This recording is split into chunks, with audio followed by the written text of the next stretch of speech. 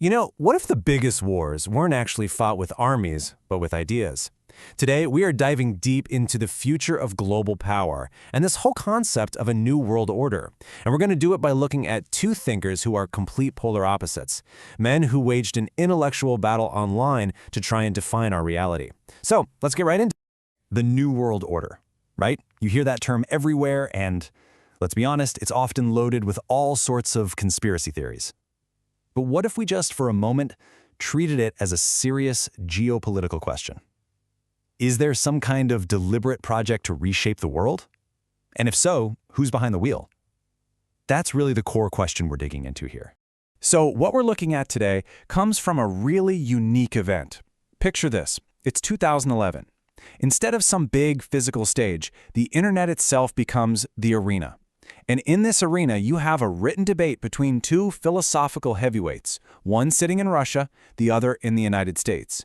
And they had one single goal to answer the question, what is the USA's role in this new world order? And here they are, our two contenders. So in one corner, you've got Alexander Duguin. He's this super influential Russian nationalist, often called the prophet of a new Eurasian empire. And in the other corner, the late Olavo de Carvalho, a Brazilian philosopher who was living in the US, famous for his hardcore defense of individual consciousness and his critiques of globalism. We're talking about two incredibly powerful minds with views of reality that just could not be more different. Okay, so first up, let's try to get inside the mind of Alexander Duguin. Because really, to understand this whole debate, you first have to get a handle on his worldview. And it's a worldview built on a really radical opposition to the modern West. The key to understanding Duguin is grasping what he completely rejects. He looks at things like individualism, liberalism, the whole idea of an open society, and he doesn't see progress, he sees corruption. For him, these are just symptoms of a deep decay, a wrong turn away from a higher, collective, traditional truth. And look, Duguin isn't just pulling from one playbook here. I think what makes his philosophy so potent is how he pulls together all these ideas that seem like they shouldn't fit. You've got esoteric traditionalism, European right-wing theory, heavy German philosophy, even a really mystical kind of Russian Orthodox Christianity. He just weaves all of these different threads together into one big political project. And that project, it's got a name: Eurasianism. Now, at its heart, it's basically a call to arms. The idea is to create this massive land-based power bloc with Russia right at the center. And its whole purpose is to directly challenge and eventually break the global dominance of the United States and its allies, who he calls the Atlantist sea power. And this slide really nails his core idea. See, Duguin views all of world history as a great war of continents. It boils down to this. On one side, you've got land power, tellurocracy. That's Eurasia, tradition, community, the collective. And on the other side, you have sea power, thalassocracy. That's the USA, NATO. It represents modernity, liberalism, and the individual. For Duguin, this isn't just a conflict, it is the ultimate conflict. All right, now let's completely switch gears. We're going to pivot to a mind that starts from the total opposite foundation, Olavo de Carvalho, the defender of individual consciousness. So if Dugin's world is all about these huge collective forces, Olavo's world begins and ends with one thing: the individual. I mean, his entire philosophical project is basically a defense of the reality and the importance of your own consciousness against any ideology, political or whatever, that tries to erase it or dissolve it into some larger group. And this quote, this really goes to the heart of how he thought. For Olavo, philosophy wasn't about building these big abstract systems. No, it was more like a personal quest. It was about finding a language that can actually capture the reality of your own inner experience. For him, truth is something you find inside yourself, not in some big collective. So he took this way of thinking and applied it to global power and came up with his theory of metacapitalism. Basically, he argued that capitalism eventually leads to this new stage, where these ultra-wealthy families and organizations start working to control global events just to protect their own fortunes from risk. And in doing so, they become a kind of new, permanent aristocracy, a real power player acting above and beyond any single country. Okay, another key idea for Olavo was something he called the revolutionary mentality. You know the phrase, the ends justify the means? That's basically it. It's this mindset where any action, no matter how terrible it is today, is seen as good as long as it helps bring about some perfect future utopia. And he didn't just see this in communism, he saw it in a lot of modern movements. He said it completely flips the idea of a moral conscience on its head. And this is a really important point of contrast. Unlike Duguin, who saw the US as just one big, single enemy, Olavo saw it differently, especially after he moved there. He developed this more nuanced view. He saw two Americas at war with each other. There was a traditional Judeo-Christian America, and then there was a secular globalist America. So for Olavo, the real battle wasn't nation versus nation. It was happening inside the nations themselves.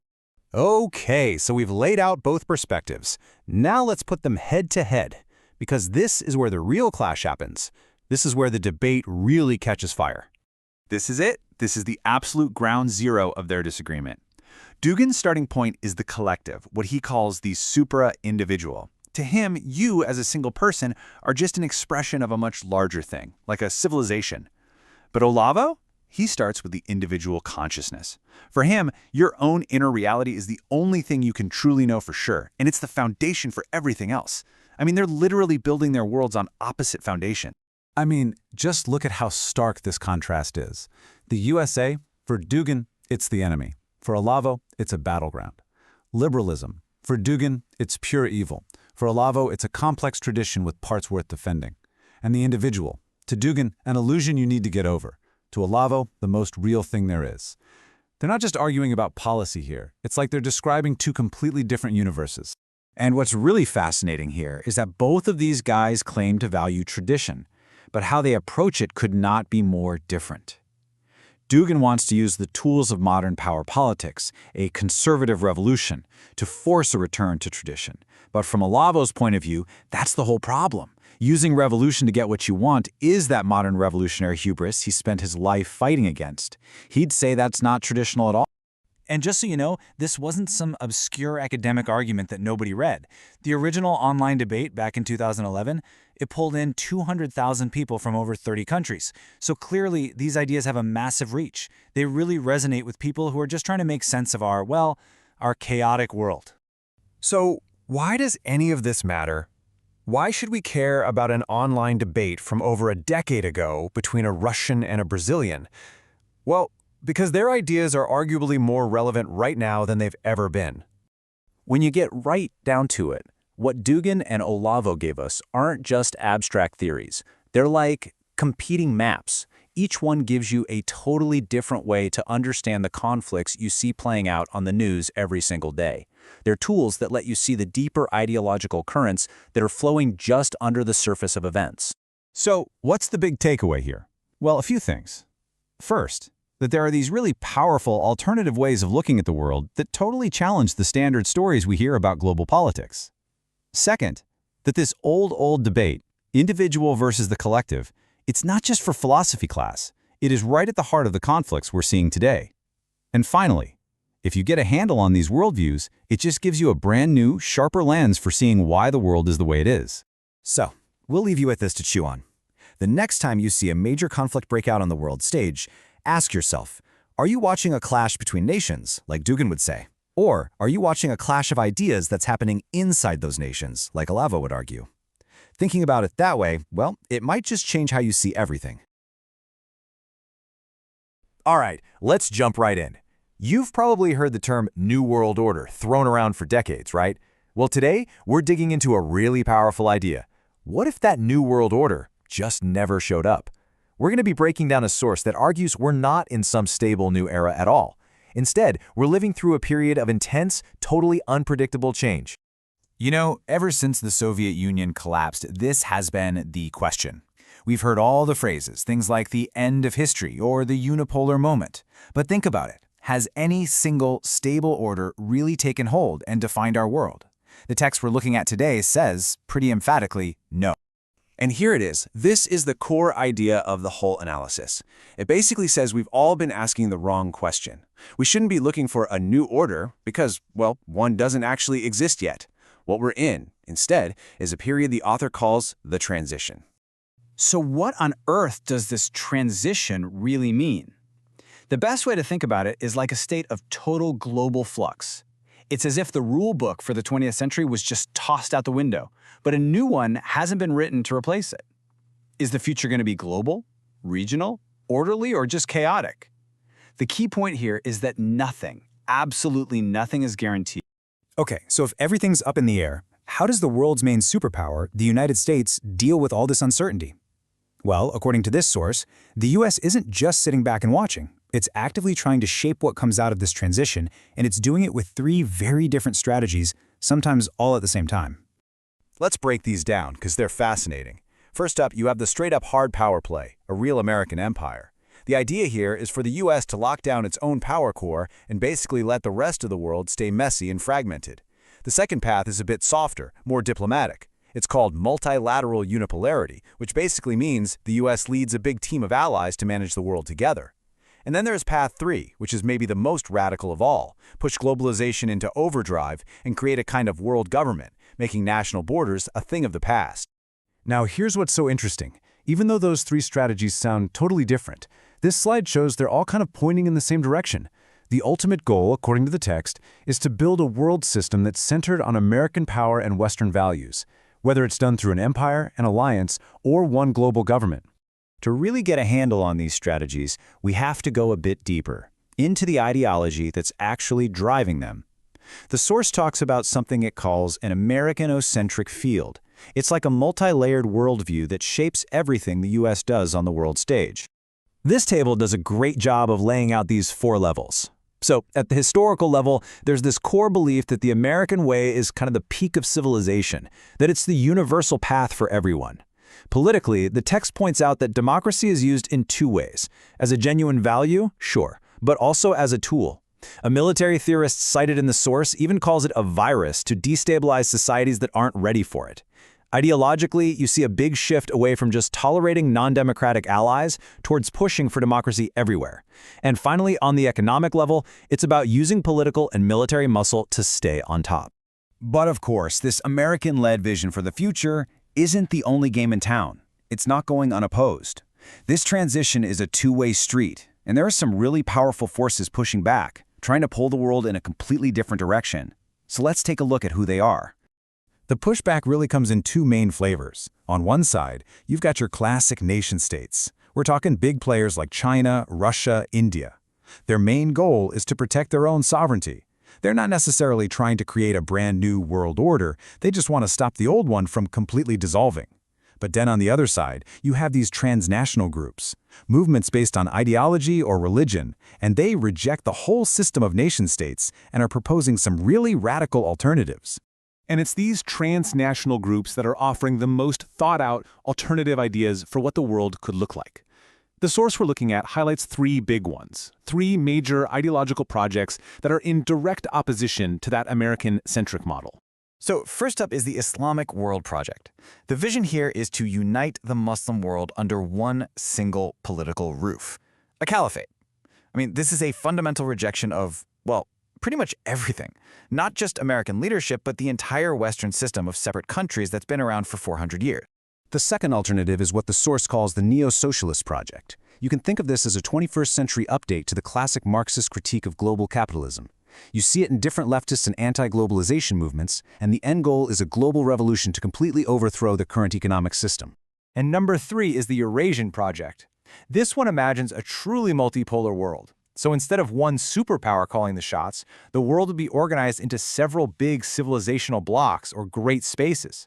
In a world like that, North America is just one pole among many equals, not the center of the universe. So what you've got is this American-led project on one side, and all these different forms of resistance on the other. And this brings us right back to that central idea of the transition, a world literally in the balance, with its future being fought over right now. In this slide, this gets to the absolute core of why the opposition is struggling. There's this huge gap. You see, the nation-states, they have the real power. The armies, the economies, all the infrastructure, but they aren't offering a big, inspiring alternative vision for the world. At the same time, the ideological movements have these grand visions, but they just don't have the practical power to make them happen. This split is really the key to understanding why no single alternative has managed to take over. So after going through all of that, what's the one big takeaway? It's this. The single most important fact of finding our time is the global transition. Every conflict you see, every alliance, every political debate, it's all really just a symptom of this massive, uncertain shift. The old world is gone, but the new one isn't here yet. And that's the question the source really leaves us with, isn't it? in this massive transition, with all these competing visions, fighting it out, and no clear winner, what happens next? Will one of these grand projects actually succeed, or will the struggle itself just lead to a long period of global chaos? It seems the future is still very much up for grabs. Welcome to The Explainer. Today, we're jumping into a really provocative essay by the late Brazilian philosopher Olavo de Carvalho. And his big idea? Well, he argues that what we think we know about global power, who has it and what they're doing with it, is pretty much all wrong. Okay, so where does he even begin? Well, not with some abstract theory. Instead, he kicks things off with a really personal comparison between himself and the super influential Russian strategist Alexander Dugin. Now, this framing is absolutely key to understanding everything else he's going to say. Carvalho's point is that their roles are so different, a real debate is basically impossible. He calls it a tremendous existential difference. I mean, think about it. On one side, you have a philosopher whose resources are his dog and a rifle. On the other, a strategist who has the ear of people with state power. And he really sharpens this contrast. He paints himself as this independent thinker, armed only with ideas, just trying to figure out what's true. Then you have Duguin, who he casts as this major player in a global power game, a mentor to the powerful, a guy who's trying to literally change history. This whole personal setup is the gateway to his entire geopolitical analysis. So, what is that big analysis? Well, Carvalho says the world isn't some simple chess match between two superpowers. No, he says it's way more chaotic. It's a struggle between three totally different and asymmetrical global projects. And here's his map of these three power centers. First, you've got the Russo-Chinese bloc running on pure political and military might. Then there's a Western bloc, but, and this is a huge point, it's not led by a country. It's led by a transnational financial elite. And finally, you have the Islamic project, which is all about religious power. The real takeaway here is that these guys aren't just competing nations. They're playing completely different games with totally different rulebooks. Carvalho just boils this all down to such a powerful, simple idea. He says that for the very first time in history, the entire world is the prize in a fight between these three archetypes: the soldier, the banker, and the preacher. And of course, each one sees the world in a completely different way. All right, now we get to what is probably the most controversial part of his whole argument. Let's see how he builds his case for the true role of the United States in this whole global mess. Now, if you ask someone like Alexander Dugin, the answer to that is obvious, right? They see the US as the great globalist empire. But Carvalho comes in and says they have it completely and dangerously backward. So to really get Dugin's view, you have to understand this term, the open society. He argues that the United States is the main force trying to push this idea on the whole world. This idea of erasing nations and traditions until we're all just individuals in one big market. And this right here is where Carvalho just flips the entire script. He claims that the globalist project, the one run by those Western financial elites, isn't American at all. In his view, it's actually fundamentally anti-American. Its number one goal is to take down the US as a sovereign nation. And get this, he even says these elites are working with Russia to make it happen. So the crucial point is this. Carvalho sees this transnational financial power.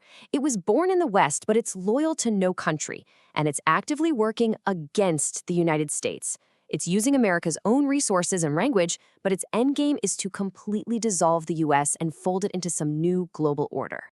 This brings us to Carvalho's final major point, and it's a dark one. He argues that this whole global conflict is wrapped in a thick fog of delusion, where every power is projecting a fake image of itself and totally misunderstanding its enemies. He paints a pretty grim picture here. He suggests the world's destiny is in the hands of, and I quote, delusional madmen, all of them acting on bad information. But he saves his sharpest critique for how Russia sees itself. Yeah, he pulls no punches. Carvalho directly attacks that popular image of Russia as some kind of spiritual fortress standing against a corrupt West. He says that's just a mask hiding a long, unbroken history of massive corruption. And to back this up, he points to what he sees as these huge hypocrisies. He basically argues that Russia's public image as a spiritual savior isn't an accident. He says it's a strategic deception, a story they tell to hide what they're really doing on the world stage. He ends by arguing that Russia has this historical pattern of making these huge spiritual claims, that are always followed by absolute catastrophe. You know, from the Slavophiles to the Soviets, the promise of salvation always led to disaster. And in his eyes, this new Eurasianism is just the latest chapter in a long story of a country that has learned zero from its past. So Carvalho's framework doesn't really give us any easy answers, and there's certainly no hero in this story. Instead, it just leaves us with this really challenging, kind of unsettling question about power and truth in our world today. In a world where everyone might be fooling themselves, who's actually pulling the strings? And do they even have a clue what they're really doing? Okay, let's dive right in. We're looking at a really fascinating piece from the Russian political philosopher Alexander Dugin. And what starts out as, just a response in a debate, well, it quickly explodes into something way bigger. We're talking about a symbolic clash of civilizations, and what Dugin basically presents as his grand theory of, well, everything. So, for Dugin, the whole complex, messy world of global politics, it all boils down to this one single, stark opposition: the West versus the rest. He argues this is the foundational conflict, the one that explains everything else. And we're not just talking about countries on a map here. He's getting at two fundamentally different ways of being. So here's our roadmap for making sense of all this. First, we're going to look at what he calls a clash of civilizations. Then we'll get into the whole individual versus collective debate. After that, we'll explore his idea of 3 projects for domination, see how he suggests choosing a side, dig into the classic land power versus sea power idea, and finally pinpoint who he identifies as the ultimate enemy. All right, first up, a clash of civilizations. So let's see how Dugin actually builds his case here. Right from the get-go, he frames this whole thing not as an argument between two guys, but as two entire civilizations speaking through them. He doesn't see himself as just Alexander Dugin. No, he sees himself as a vessel, a channel for a collective Russian, or as he'd say, Eurasian point of view. And that leads us right into the next piece of the puzzle, the individual versus the collective. This is where we get to the absolute core of his philosophy. Dugin argues that the real fault line, the deep crack between these two worlds, is all about how they see the individual versus the group. For him, this isn't just, a political disagreement. It's the absolute starting point for his entire worldview. Okay, so this is where it gets really interesting. On one hand, you've got Western civilization, which he says is built on individualism. Expressing a personal view is the whole game. But here's his big claim. He says that this Western individualism isn't actually that individual at all. It's more like a mandatory social norm, a kind of stereotype everyone's expected to follow. Then, on the other side, you have his Eurasian civilization, founded on holism or collectivism. Here, the goal isn't to express a personal view, but to manifest a collective truth. And the ideal is this concept called sobornist. It's a really deep idea in Russian thought. Think of it like a spiritual community, a togetherness where the group finds a higher truth. And for him, that's a huge honor, not some kind of limitation.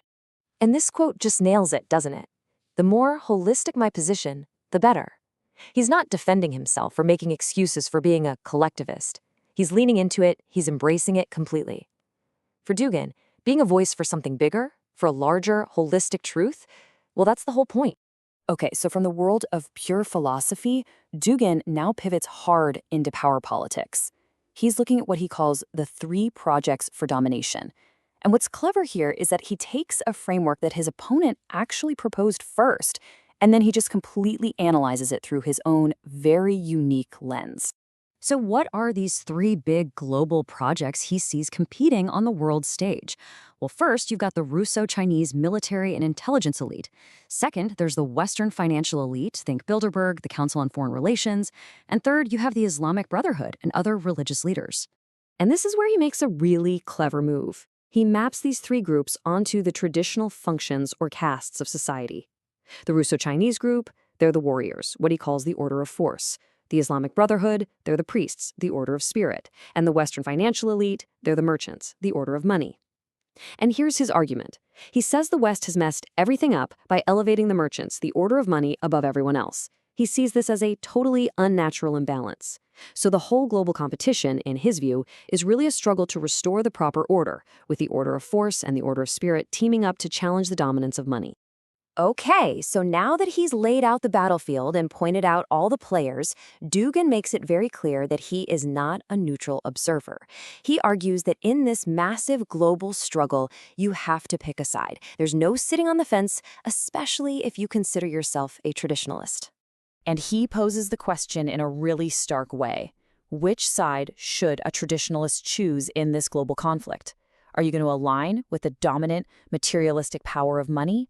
Or are you going to stand with those who represent force and spirit as they challenge that power? And he doesn't leave you guessing for a second. He makes his own position absolutely crystal clear. He says, I would suggest the alliance between the Russo-Chinese militarism and the Muslim Brotherhood. And for what purpose? In the common struggle to overthrow the American world order. So for him, the goal is to unite the order of force and the order of spirit to take down the order of money. So to give this whole idea a kind of historical backbone, Duguin brings back a classic geopolitical theory, land power versus sea power. He argues that this ancient conflict, the one between land-based Rome and the sea trading empire of Carthage, he says that's still the absolute key to understanding how the world works today. So on one side, you have what he calls tellurocracy. That's just a fancy word for land power. Think of it as the civilization of the continent, with roots going all the way back to Rome.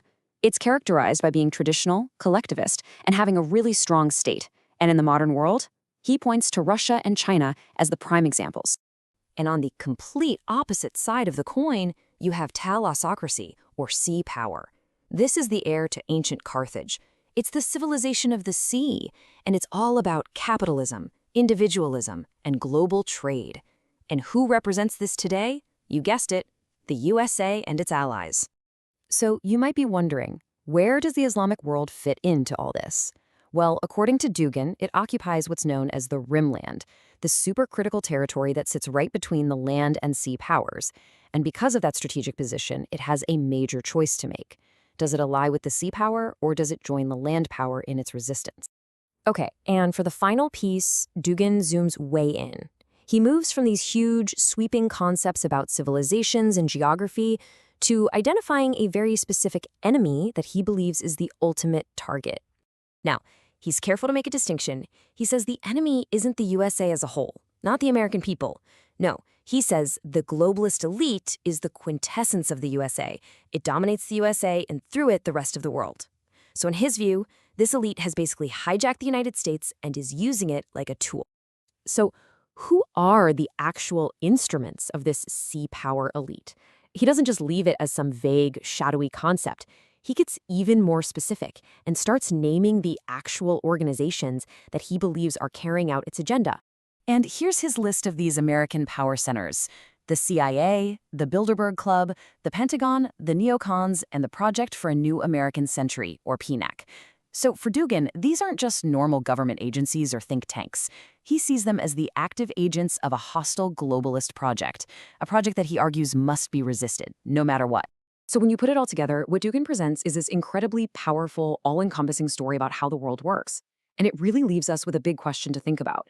In a world full of competing powers, does framing the conflict as a simple clash of civilizations actually clarify what's going on, or does it obscure the true nature of global dynamics? Is a worldview like this a map of reality, or is it a tool meant to create a new one? All right, today we're jumping into a really complex and, frankly, controversial worldview from the late Brazilian philosopher Olavo de Carvalho. His big idea was that the global power struggle isn't a simple two-sided fight. Nope. He saw it as a three-player game for total domination. We're going to walk through his argument step by step to really understand this unique map of the world. So let's dive right in. He kicks things off with this quote from the Spanish philosopher José Ortega y Gasset, and it really sets the stage, doesn't it? Nobly lend your help to the few against the many. This isn't just some fancy opening line. It's basically the key to understanding his entire point of view. It's all about siding with the underdog. Okay, so first, Carvalho draws a massive line in the sand. He says you can look at the world in two totally different ways.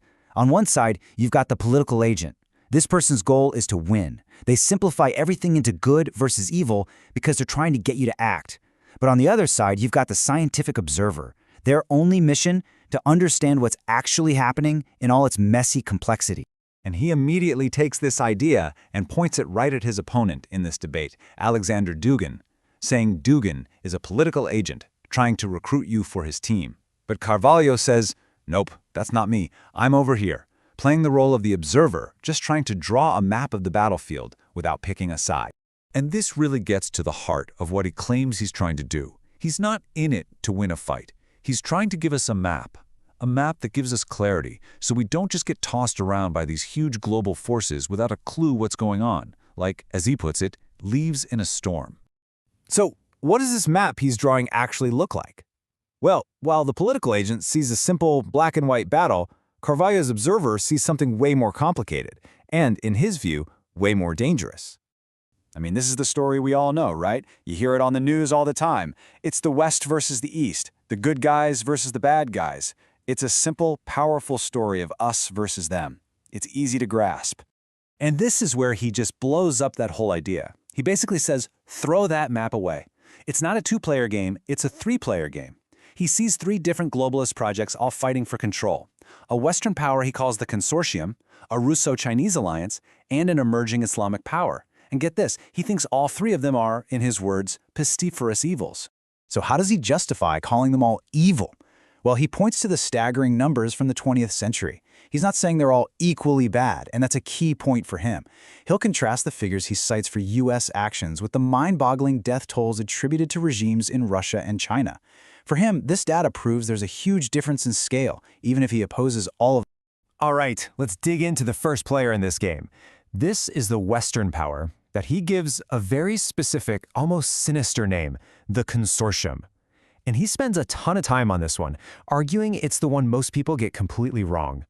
Now, when he says the consortium, he's not just talking about the rich in general. No, he's defining a very specific, organized group of billionaire families. And he claims they've been around for over a century with one massive goal: to create a single world government. So what makes this group tick? Well, for starters, it's totally global. It's not loyal to America or Britain or any other country. Its only loyalty is to itself. He says it works through well-known organizations, but the real power is dynastic. It's passed down from parent to child, completely outside of any national interest. So, how do they supposedly pull this off? He lays out this four-step playbook. First, they use a powerful government, like the US government, as their tool. Second, they push that government to do things that actually hurt the country in the long run. Third, when it all goes wrong, they let the nation itself take all the heat. And fourth, that country becomes the villain, the scapegoat, while the real players behind the scenes stay completely hidden. And he argues, look, this explains all those weird moments in history that don't seem to make any sense, like when a country funds a group that then becomes its sworn enemy. To Carvalho, that's not a mistake. That's the plan working perfectly. It weakens the nation-state, making it easier to push for a globalist agenda. And this brings us to what is by far the most mind-bending part of his argument, okay? It's a huge paradox that he believes unlocks the whole puzzle. So we've got to break this down carefully.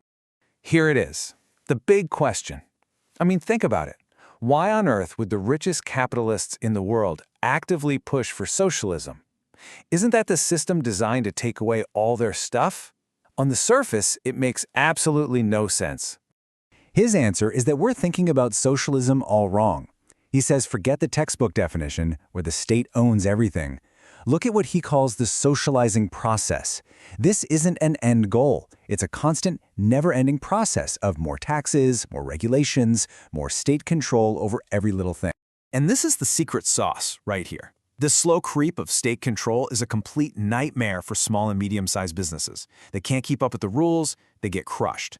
But for the giant corporations, the ones who can afford armies of lawyers and lobbyists, it's a dream come true. It kills their competition and locks them into a cozy, protected alliance with big government. And he wraps his whole idea up with a really powerful quote. He says these billionaires aren't capitalists anymore. They're meta-capitalists. They've moved beyond the free market.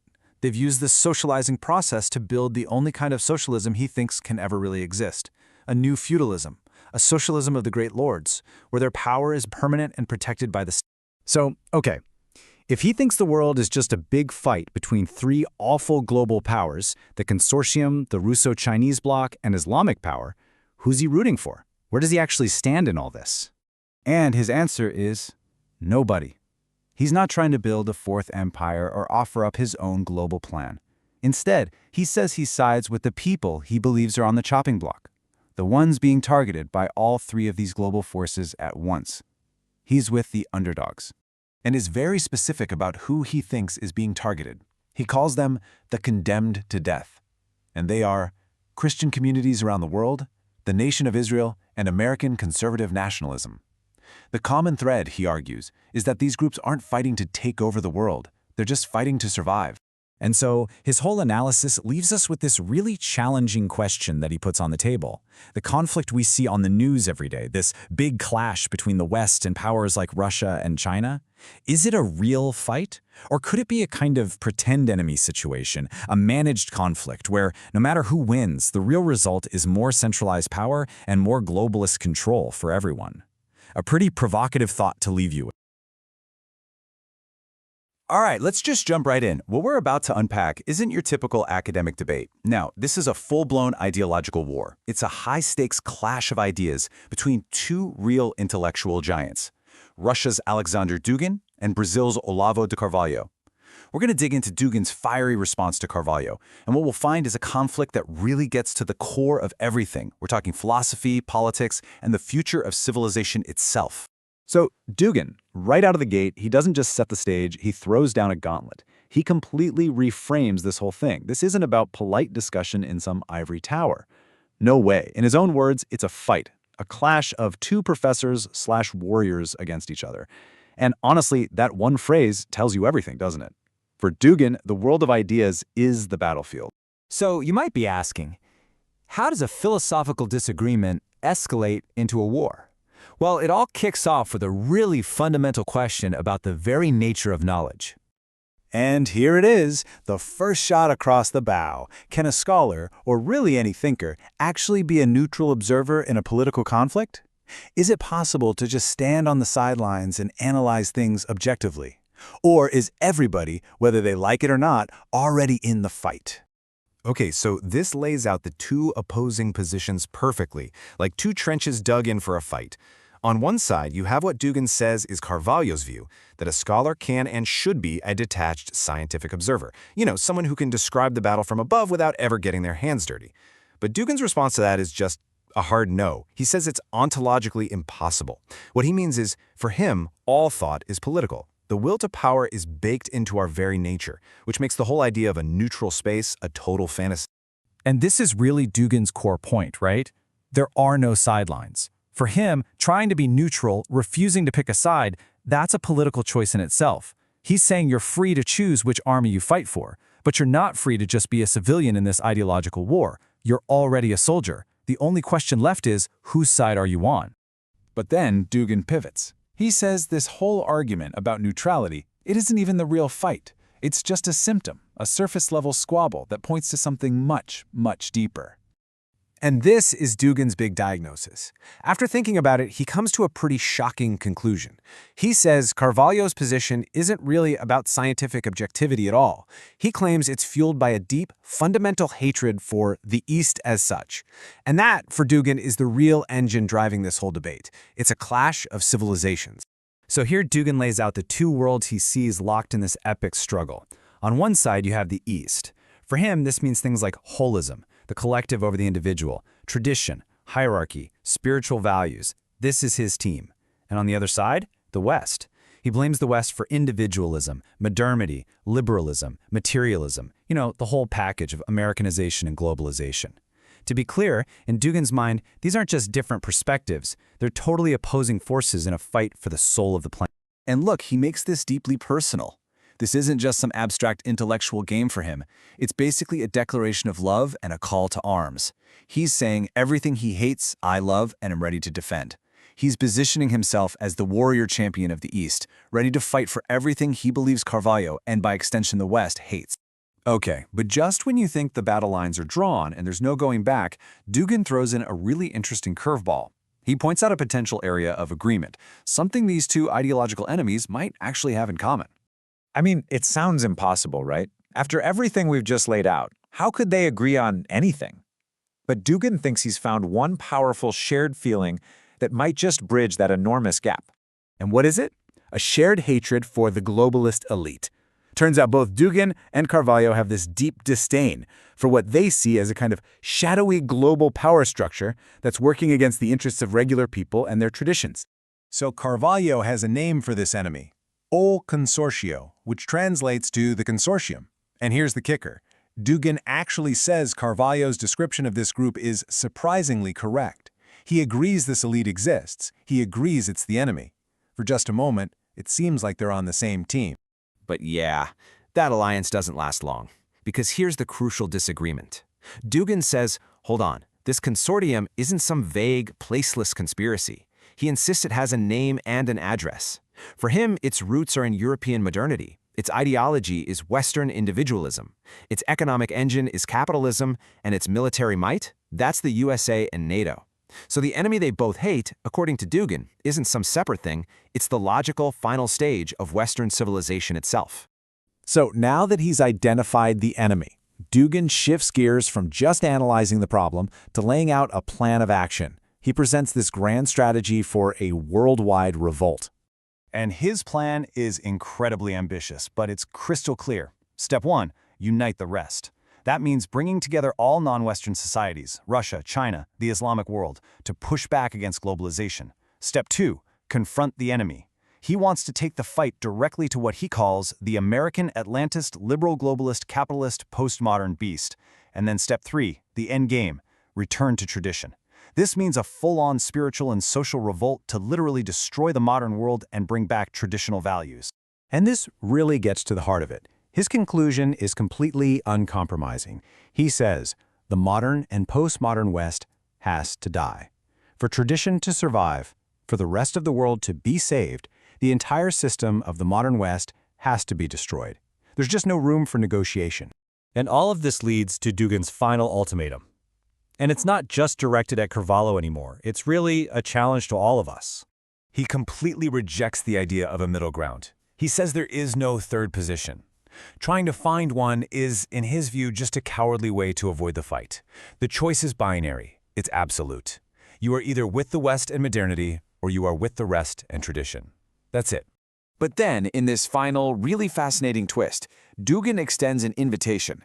He actually calls on what he describes as the noble West, the deep traditional elements within Western society, to essentially betray their current system. He's asking them to join his Eurasian troops, to confront the globalist elite they both hate, and to help destroy modernity from the inside, all to save what little is left of true, authentic Western tradition. And that brings us full circle, right back to where we started. Dugin's entire case hinges on one simple, powerful idea. In this global war of ideas, you have to choose a side. So after walking through his argument, from the nature of knowledge all the way to geopolitics, we're left with that same provocative question. Is he right? In a conflict this fundamental, is neutrality actually possible? Or is it just a comfortable illusion we tell ourselves on a battlefield? All right, today we're jumping into a serious intellectual showdown between two of the most controversial thinkers out there, the Brazilian philosopher Olavo de Carvalho and the Russian strategist Alexander Duguin. And look, this isn't just some political squabble. This is a full-blown conflict over the very nature of truth itself. We're going to break down Carvalho's side of this fiery debate. So here's the game plan. We'll kick things off by setting the stage for this, let's call it a combative debate. Then we'll dig into the huge philosophical disagreement at its core. From there, we'll see how that split explodes onto the world stage, dive into Carvalho's pretty wild theory of Western power, and wrap up with his shocking final move, refusing to pick a side at all. So how did this all kick off? Well, let's just say it wasn't with a polite handshake. It was more like a bell ringing for round one. I mean, Carvalho comes out swinging. Right from the get-go, he's accusing Duguin of dodging all the tough questions. You know, the big ones about history, good versus evil, the whole deal. He's basically painting Duguin not as a philosopher, but as some kind of performer who bolts from the stage when the lights get too bright. Okay, so who are these guys really? On one side, you've got Olavo de Carvalho, a Brazilian firebrand famous for his anti-communist stance and his deep critiques of the modern world. And in the other corner, Alexander Duguin, the Russian mind behind Eurasianism, this big idea about a Russian-led alliance against the West. You can already see how these two are just destined to clash, right? Their worldviews are on a collision course. But here's the thing. Underneath all the name-calling and the insults, there's a really profound philosophical divide. This isn't just about what they believe. It's about whether it's even possible to think about politics from a neutral place. So Carvalho builds his whole argument on this classical idea he gets from folks like Plato and Aristotle. He says, look, you have to separate the agent, the person in the fight trying to win, from the observer, the person on the sidelines, just trying to figure out what's going on. And he puts himself squarely in the observer's camp. But Duguin, at least according to Carvalho, just throws that whole idea out the window. From his point of view, everything is political. Every thought, every book, every conversation. It's all part of the war. There's no neutral ground, no Switzerland for the mind. You're already on a team, even if you don't know it yet. And Carvalho just isn't buying it. He calls that idea a figure of speech, not a serious philosophy. He argues that, come on, to even care about one political issue, you have to be neutral about a million others. And get this, he says even the most hardcore political agent has to first be an observer, right? You have to understand the battlefield before you make your move. And then, here comes what Carvalho sees as the knockout punch. He pulls out this quote from Duguin himself, where Duguin is talking about being a professor. And in it, he sounds exactly like a neutral observer, laying out all the options for his students. For Carvalho, this is it, the ultimate contradiction. It proves that the agent versus observer distinction isn't just real, it's totally necessary. Okay, so you might be thinking, this is all pretty academic.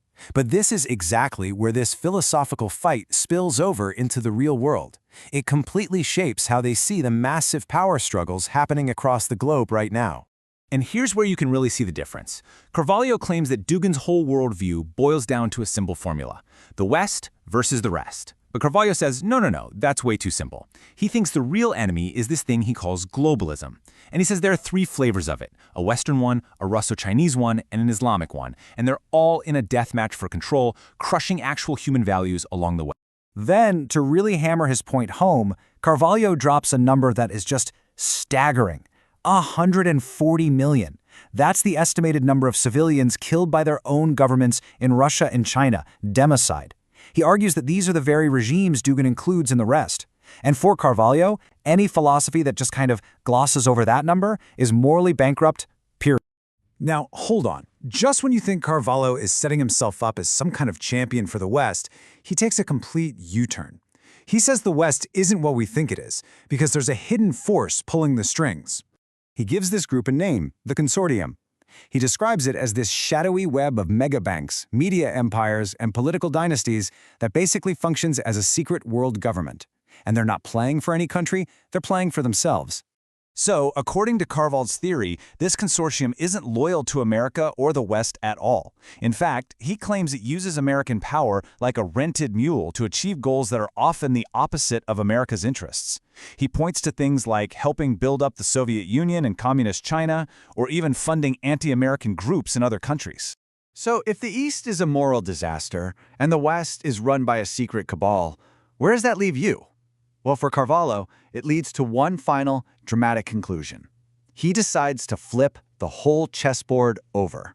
For Carvalho, this whole choice, Dugin's Eurasian bloc on one side and this consortium run west on the other, it's a trap. It's a false choice. To him, they're just two rival mafias fighting over turf, and he wants no part of it. And he sums up his entire position by quoting Shakespeare, of all people. It's that famous line from Romeo and Juliet. He's basically cursing all of the global powers: American, Russian, Chinese, Islamic, all of them. He is officially refusing to pick a team in this fight. Because, at the end of the day, Carvalho says the real battle isn't about geography. It's not about which empire gets to rule the world. He believes the true fight is a spiritual one. It's a struggle to protect what makes us human from a world that wants to turn everything into a cynical game of power. And so that's the powerful final question his whole argument leaves us with. In a world that's constantly demanding you pick a side, is refusing to fight the most principled thing you can do, or is it just walking away from the field? Now that is something to think about. All right, welcome back. Today, we're going to dive into a really radical and super influential political idea that's all about flipping the current global order on its head. It's called the fourth political theory, and it comes from the Russian philosopher Alexander Duguin. And you know what? It all kicks off with one heck of a provocative question. So, this is the big question at the heart of it all. The theory we're exploring today says that the world we live in, it's not really a bunch of free, independent nations. Nope, it's something much more centralized and, from this point of view, pretty oppressive. This one question really frames the entire problem that this new ideology is built to solve. Okay, let's get into it. To really get what the solution is supposed to be, we've got to first understand the diagnosis. According to this theory, what's so fundamentally wrong with the world today? So the idea here is that we're living in what's called a unipolar world. What does that mean? It means there's basically one center of power. The West, with the US as its core, that gets to call the shots on global politics, the economy, you name it. From this viewpoint, the idea that other nations are truly sovereign is, well, it's a bit of an illusion. Their sovereignty is conditional. It depends on the approval of this one single power. And this quote right here, it completely reframes how we think about global politics. The theory isn't just saying, oh, one country is stronger than the others. No, it's arguing that when one single entity becomes the world's judge, jury, and executioner, that's not leadership anymore. That's a dictatorship. So if the problem is a global dictatorship, then who or what is the enemy? Well, according to Duguin, it's not just a country or some military alliance. It's an entire belief system, a whole set of ideas that he sees as being against tradition itself. This slide, wow, it just lays out the ideological battle lines perfectly. The theory says there's this massive clash between traditional values on one side, things like community, spirituality, a collective identity, and the values of the modern West on the other. And from this perspective, things we hear about all the time, like individualism or a liberal democracy, they're not just presented as options, they're pushed as universal truths, basically used as weapons in an ideological war. And yeah, this takes the whole conflict to another level entirely. For Duguin, this isn't just a political squabble. It's a metaphysical, almost spiritual war. He sees this Western-led globalization as this incredibly corrosive force, something he calls the kingdom of the Antichrist, a kind of fake imitation of real spirituality that's leading to global decay. So you might be thinking, okay, if modern liberalism is the big bad, why not just dust off its old rivals? Why not bring back communism or fascism? Well, according to this theory, that's a non-starter. Why? Because they've already been tried, and they both failed. And the theory is pretty blunt about this. Both of the huge 20th century challenges to liberal capitalism were, at the end of the day, defeated. They went up against the liberal order and they lost. So in this view, just trying to repeat their old playbooks is a total recipe for failure. You need something new, something stronger. So instead of just tossing these old ideas in the trash, Duguin proposes something more like a radical salvage operation. From communism, the idea is to keep the focus on social justice and solidarity, but you absolutely ditch the materialism and atheism. And from the third way, or fascist movements, you take the anti-capitalist vibe, but you completely reject the toxic stuff, the racism, the xenophobia, all of it. But this mix and match isn't the final product. It's just the foundation. By grabbing what are seen as the valuable anti-liberal parts from both the old left and the old right, the stage is set to build something completely new, something supposedly designed for the world we live in today. And that brings us to the main event, the fourth political theory itself. So after laying out the problem and shooting down past solutions, what does this new ideology actually put on the table? Let's break it down. The very first thing to get about the fourth political theory, or 4PT for short, is what it's not. It defines itself by what it's against. Liberalism, that's the main enemy. Communism and fascism, those are the failed attempts from the past. So 4PT positions itself as the only real path left, kind of like an open invitation for anyone and everyone who opposes liberalism to unite under a new flag. So what does it actually stand for? Well, it boils down to these three core pillars. First, you've got a commitment to social justice, something usually linked with the left. Second, a hardcore defense of national sovereignty, which is a classic principle of the right. And third, a focus on preserving traditional, often religious, values. The whole point is to bring together groups that have historically been on opposite sides of the battlefield. But this brings up a huge question. I mean, communism was all about the working class. Fascism was centered on the race or the nation. Liberalism is all about the individual. So, who is the star of the show for the fourth political theory? The answer gets, well, it gets pretty philosophical. Okay, this is where it gets a little deep, but stick with me. The theory borrows this complex idea from the philosopher Martin Heidegger called Dasein. It's tough to translate, but you can think of it as humanity's fundamental experience of existing, of being rooted in a specific culture, a specific history. So the ultimate goal of 4PT isn't about class or race. It's about allowing people and their unique cultures to live an authentic existence, one that's free from the alienation of the modern world. So let's zoom out. What does all of this actually mean for the world map? If this theory were ever put into practice, what would our globe look like? This is where we get to the ultimate geopolitical endgame. Simply put, the real-world goal is to smash the unipolar order. The whole point is to replace that single power center, the West, with a world of multiple, independent power centers, a multipolar world. And this is what multipolarity would look like. The vision is a world made up of several big civilizations, or great spaces, all coexisting as equals. The West would still get there, but it would just be one pole among many, alongside a Russian Eurasian sphere, a Chinese one, an Islamic one, a Latin American one, and so on. And the key rule? No single civilization gets to impose its values on anyone else.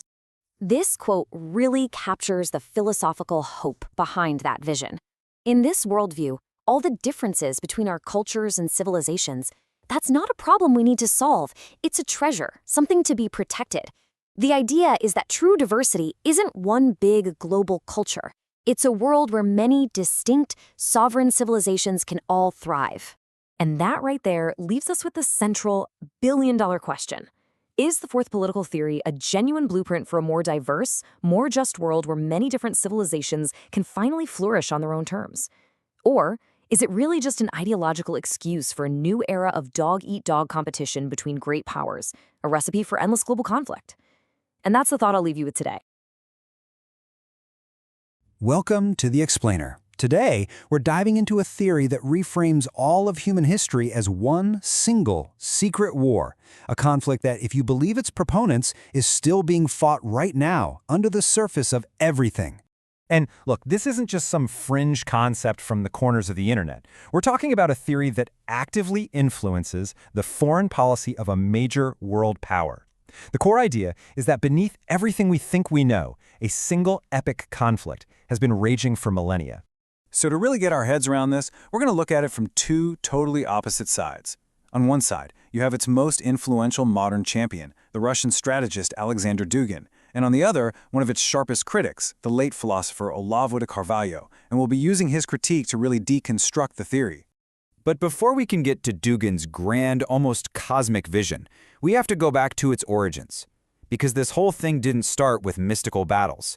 It began over a century ago with a surprisingly rational, down-to-earth observation about geography. It all kicked off back in 1904 with a British geographer named Halford Mackinder. He looked at a map of the world and saw history as this constant struggle between land-based empires like Russia and sea-based empires like Great Britain. His core idea was pretty simple. Whoever controlled the vast, resource-rich Eurasian heartland could eventually dominate the world. Now, Mackinder's reasoning here wasn't about mystical forces or anything like that. It was a very practical argument. He observed that the geography of the Russian steppes gave nomadic horsemen a huge tactical advantage. And he argued that this constant pressure from land-based invaders is exactly what forced the maritime nations of Europe to unite, to innovate, and to expand across the oceans. So this is the really crucial point to get. Mackinder's original work was a sober, scientific analysis. He wasn't trying to create a grand, unified theory of everything. He was making a prudent case for maintaining a balance of power, not for world conquest. He was describing observable forces, not some secret, invisible war. So the big question is, how did this balanced academic idea get twisted into a powerful weapon for political propaganda? Well, the key player in this mutation was a German general, Karl Haushofer. While he was in Japan, he saw how the government there was using manipulated data to justify imperial conquest as a matter of national survival. And Haushofer had this light bulb moment. Germany can do that. He redefined geopolitics as a weapon, a mix of geography, strategy, and pure propaganda designed to mobilize an entire nation. And this new, weaponized form of geopolitics didn't just stay in academic circles. Through his student, Rudolf Hess, Haushofer's ideas were passed directly to Adolf Hitler while he was in prison writing Mein Kampf. The theory of land power versus sea power was now baked right into the core of Nazi ideology. All right, let's fast forward. Now we're going to see how the modern strategist Alexander Dugin takes this already mutated idea and just blows it up to cosmic proportions, creating a theory that spans all of human history and even metaphysics itself. Duguin divides the world into two eternal opposing forces. The first is Atlantism, the civilization of the sea. He sees this as an unbroken chain from ancient Carthage to the British Empire to the modern United States, a civilization defined by trade, individualism, and liberal democracy. The eternal enemy of Atlanticism is Eurasianism, the civilization of the land. This force is represented by a lineage stretching from ancient Rome through the great land empires all the way to modern Russia. Its values are the exact opposite: hierarchy, community, military spirit, and a powerful authoritarian state. And for Duguin, this is not a metaphor. It is, in his own words, a hidden Punic War that's been waged for millennia. In his view, history isn't just a series of disconnected events. No, it's the visible outcome of a timeless metaphysical conflict between two secret orders, shaping everything from behind the scenes. Okay, so how does this grand theory actually hold up to scrutiny? This is where philosopher Olavo de Carvalho comes in. He systematically dismantles it, arguing it's not a description of history, but something else entirely. And Carvalho's critique is just devastating.